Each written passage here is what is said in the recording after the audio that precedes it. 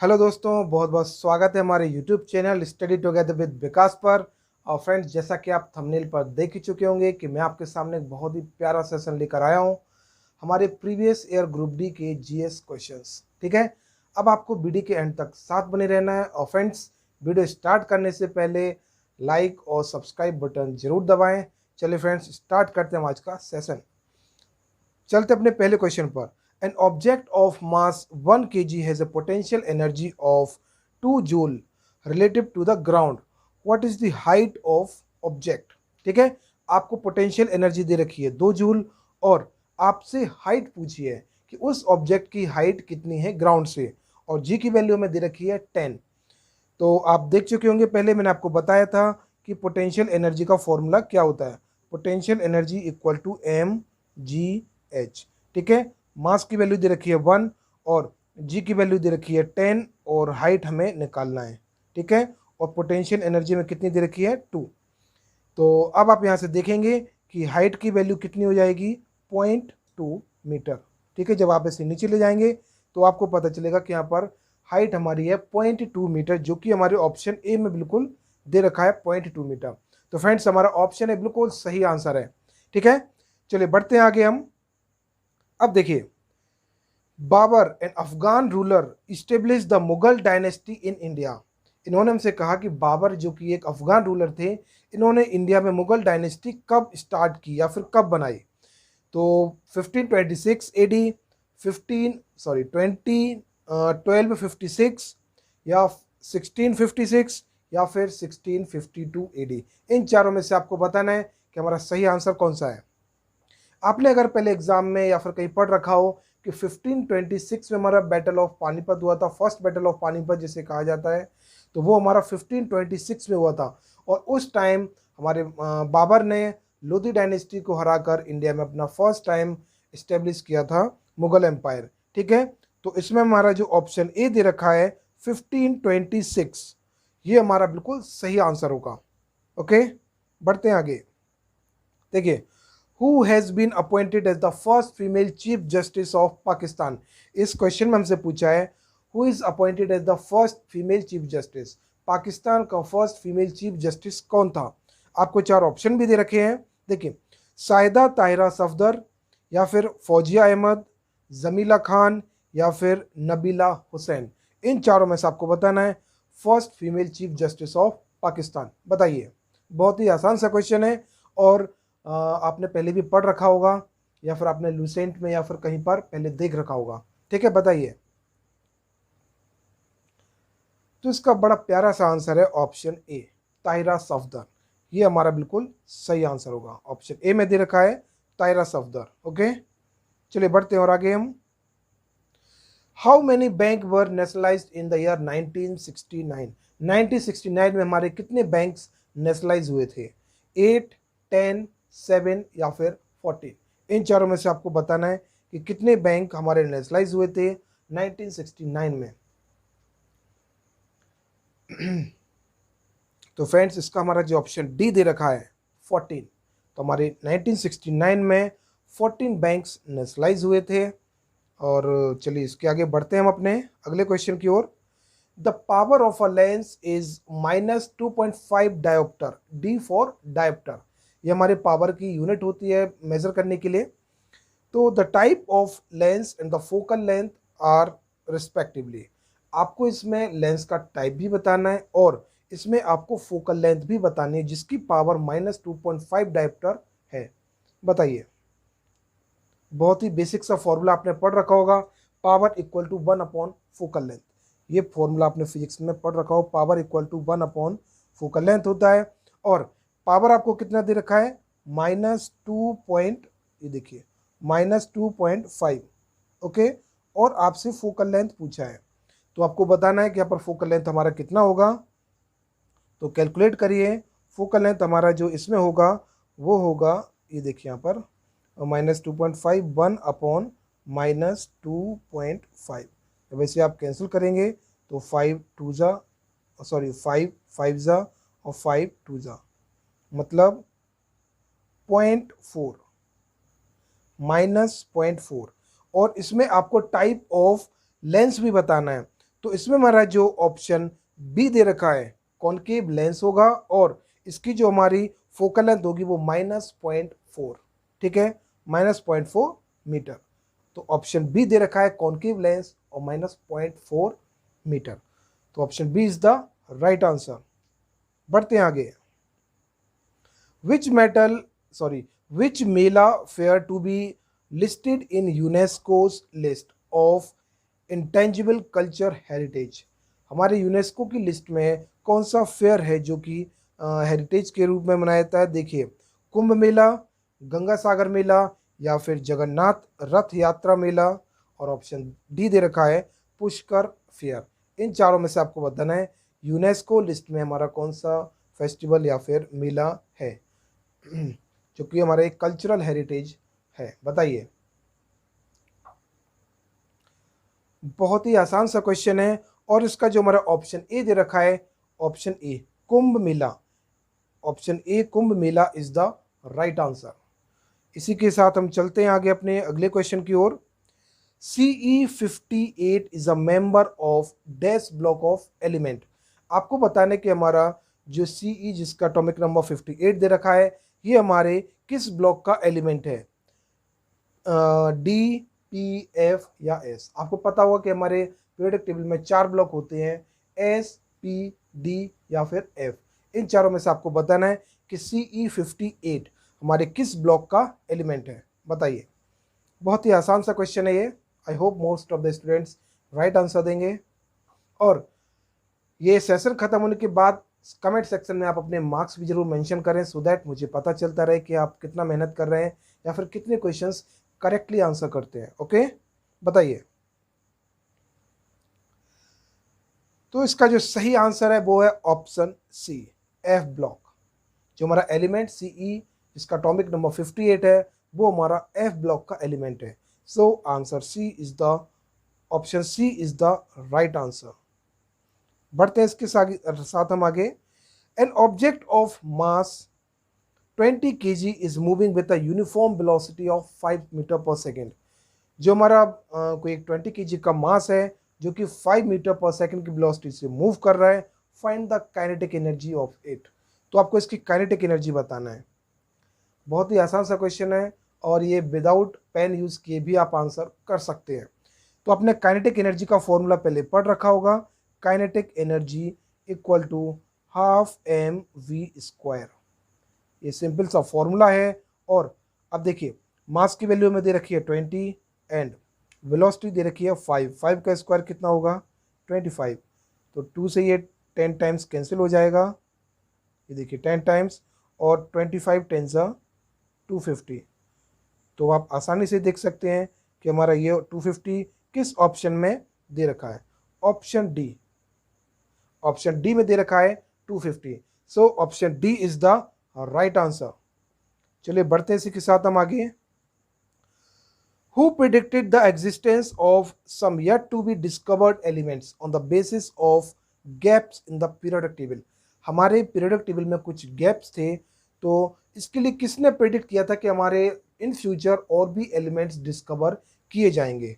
आपको बताना इन चारों में से मैंडलीव, डोवर्नियर, न्यूलैंड्स या फिर मोजले। आपको इनमें से बताना है कि किसने गैप्स में पता किया था कि आगे हमारे और भी एलिमेंट्स डिस्कवर होंगे।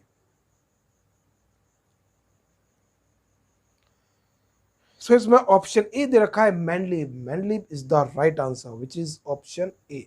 Okay, Mendeleev is the right answer. Mendeleev ने बताया था कि हमारे पीरियोडिक टेबल में और भी एलिमेंट्स बाद में डिस्कवर किए जाएंगे। तो so option A Mendeleev is the right answer.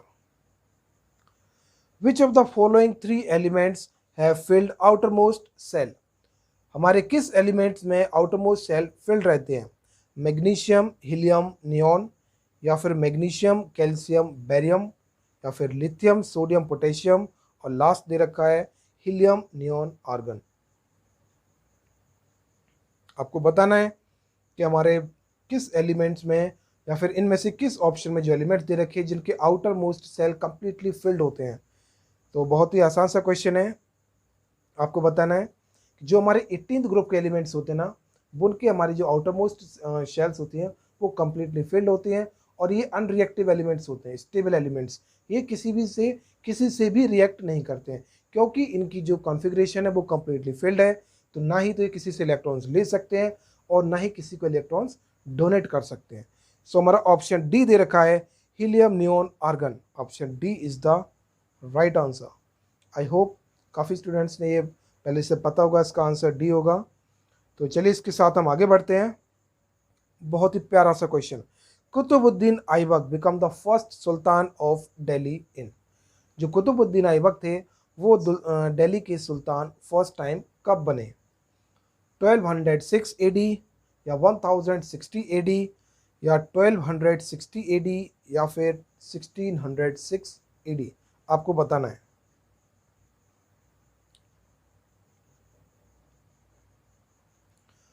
तो फ्रेंड्स इसका जो ऑप्शन ए दे रखा है 1206 AD is the right answer. 1206 AD is the right answer. इसी के साथ हम बढ़ते हैं अपने अगले क्वेश्चन की ओर। Name the committee that has been constituted by the union government to examine the existence framework with regard to virtual currencies. Virtual currencies के लिए हमारी कौन सी कमेटी बनाई गई थी? इनमें से आपको बताना है। ऑप्शन ए में दे रखा है धर्मराज कमेटी या फिर दिनेश शर्मा कमेटी या धीरज शर्मा कमेटी, और option D is Govind Rajan committee. आपको इनमें से बताना है कि हमारी कौन सी कमेटी कंस्टिट्यूट की गई थी for the purpose of virtual currency. बताइए, बहुत ही अच्छा क्वेश्चन है। और ये तो फ्रेंड्स कमेटी से रिलेटेड क्वेश्चंस बैंक में कुछ ज़्यादा ही पूछे जाते हैं। मे बी एसएससी में क्वेश्चंस ये ना आए, लेकिन बैंक्स में बहुत ही ज़्यादा क्वेश्चन पूछे जाते हैं। तो बैंक के लिए भी स्टूडेंट्स ये बहुत ही हेल्पफुल रहेगी वीडियो। तो आपको शुरू से लेकर एंड तक बने रहना है और सारे क्वेश्चंस को बहुत अच्छे से मगअप करना है या फिर अच्छे से देखना है कि इनके आंसर्स क्या होंगे। तो फ्रेंड्स इसमें जो हमारा ऑप्शन बी दे रखा है Dinesh Sharma committee is the right answer. Dinesh Sharma committee is the right answer. Okay, चलिए बढ़ते हैं आगे हम। देखिए, व्हाट इज सब्लिमेशन? सब्लिमेशन क्या है? इन चारों में आपको ऑप्शन दे रखे हैं। It is the process of conversion of liquid to gas या फिर solid to liquid. Option C दे रखा है सॉलिड टू वेपर्स या फिर गैस इनटू लिक्विड। इन चारों में से आपको बताना है। पहले आपको समझना है कि सब्लिमेशन मतलब होता क्या है, तो आप आसानी से विद इन सेकेंड से क्वेश्चन आंसर कर पाएंगे। देखिए, sublimation is the process in which solid is directly converted into vapours. मतलब हमारा सॉलिड सब्सटेंस डायरेक्टली वेपर्स में कन्वर्ट हो जाता है। ठीक है, तो वही हमारा सब्लिमेशन या सब्लिमेशन सब्सटेंसेस, और उसी प्रोसेस को हम कहते हैं सब्लिमेशन। तो इसमें हमारा जो ऑप्शन सी दे रखा है, it is the process of conversion of solid into vapours. Solid से डायरेक्टली जो वेपर्स में कन्वर्ट हो जाते हैं वो हमारे सब्लिमेशन प्रोसेस के अंदर आते हैं। तो इसमें हमारा ऑप्शन बी बिल्कुल सही आंसर होगा। ओके फ्रेंड्स, देखिए बहुत ही ईजी सा क्वेश्चन आता है और कई शिफ्ट में क्वेश्चंस बहुत इजी हो जाते हैं, तो मे बी उनमें नॉर्मलाइजेशन में कम मार्क्स मिले, बट जिन शिफ्ट में अगर क्वेश्चन टफ आते हैं तो स्टूडेंट मानकर चल लो उनमें ज़्यादा बोनस मार्क मिलते हैं, या फिर जो आपका नॉर्मलाइजेशन होता है उसमें अच्छे मार्क्स मिलेंगे। अगर एग्ज़ाम टफ आता है तो आपको बिल्कुल भी घबराना नहीं है। जितना आप श्योरली एकदम, जितना आप करेक्टली 100% श्योर होकर आंसर कर पाएंगे उनको ही करना। ज़्यादा तुक्केबाजी करने से हमेशा आंसर गलत होते हैं, तो आपको एकदम एक्यूरेसी मेंटेन करना है। ठीक है, अगला क्वेश्चन क्या पूछा है? The dash is connected in parallel in an electric circuit. इन चारों में से हमारा कनेक्टेड पैरेलल में कौन सा डिवाइस होता है? वोल्टमीटर, फ्यूज, गैल्वेनोमीटर या फिर एमीटर। इसका बड़ा ही प्यारा कंसेप्ट है, आपने पहले पढ़ रखा होगा फिजिक्स में कि सीरीज में हमारा करंट सेम होता है और पैरेलल में वोल्टेज।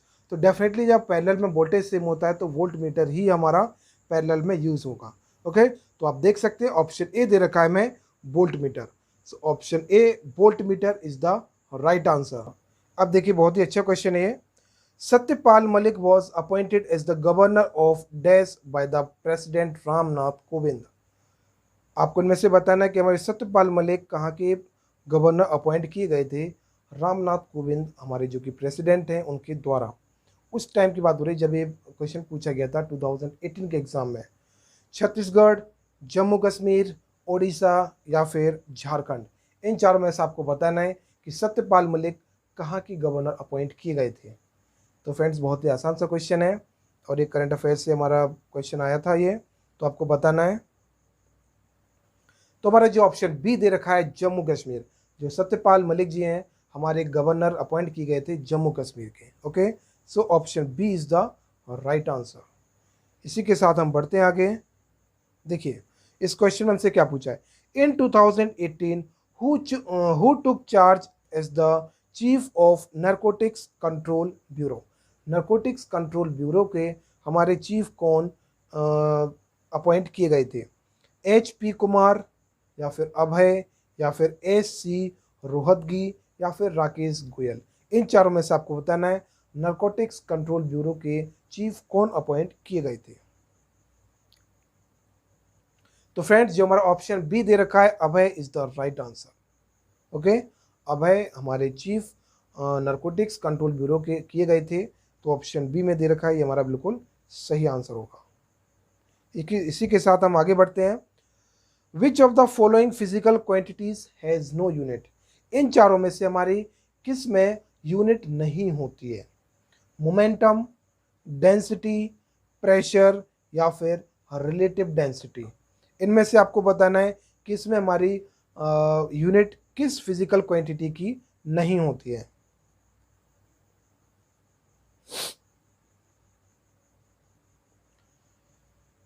तो फ्रेंड्स आपको मोमेंटम का पता ही होगा, मोमेंटम, डेंसिटी और प्रेशर इन तीनों की यूनिट होती है। तो ऑप्शन डी बचता है हमारा relative density. So option D is the right answer. और रिलेटिव डेंसिटी जिसकी फिजिकल क्वांटिटी या फिर यूनिट नहीं होती है। The state animal of Haryana, हमारा इनमें से स्टेट एनिमल हरियाणा का कौन सा है, एलिगेटर, ब्लैक बक, ऑक्स या फिर राइनासोरस। आपको बताना इन चारों में से हरियाणा का हमारा कौन सा स्टेट एनिमल है, बताइए। चलिए आपका टाइम खत्म होता है और इसमें ऑप्शन बी दे रखा है blackbuck is the right answer. Blackbuck Haryana state का एक हमारा स्टेट एनिमल कहलाता है। चलिए आगे बढ़ते हैं हम। What is the chemical formula of alkyne. ये हमारा हाइड्रोकार्बन से एक बहुत ही आसान सा क्वेश्चन पूछा गया केमिस्ट्री से। इसमें आपको एल्काइन का फॉर्मूला बताना है। जिन स्टूडेंट्स ने केमिस्ट्री अच्छी से पढ़ रखी होगी, देखिए हमारे एल्केन, एल्कीन और एल्काइन, एल्केन, एल्कीन और एल्काइंस होते हैं। तो हमारे एल्केन का फॉर्मूला होता है ये मैं दोबारा से लिखता हूँ, CnH2n+2। ये हमारा एल्केन का फॉर्मूला होता है और एल्कीन का फॉर्मूला होता है CnH2n। CnH2n हमारा एल्कीन का फॉर्मूला होता है। और अब बचता है एल्काइन, तो एल्काइन का फॉर्मूला होता है CnH2n-2। देखिए एल्केन में +2, एल्कीन में 0 और एल्काइन में -2। ठीक है, इस तरीके से हमारे फॉर्मूले होते हैं। अब आप चेक कर सकते हैं कि किस ऑप्शन में हमारा CnH2n-2 दे रखा है। सो फ्रेंड्स ऑप्शन सी हमारा दे रखा है CnH2n-2। Option C is the right answer. चलिए बढ़ते अपने आखिरी क्वेश्चन की ओर। Which country recently overtook Saudi Arabia as India top oil supplier. हाँ, which country recently overtake Saudi Arabia as India top oil supplier. तो आपको बताना है कुवैत, इराक या फिर UAE या ओमान। इन चारों में से आपको बताना है कौन सा हमारा आंसर बिल्कुल सही होगा।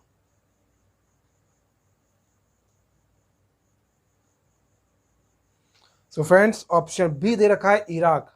Iraq is the right answer. चलिए ये हमारा ऑप्शन बी दे रखा है इराक। तो फ्रेंड्स हमारा इराक बिल्कुल सही आंसर होगा।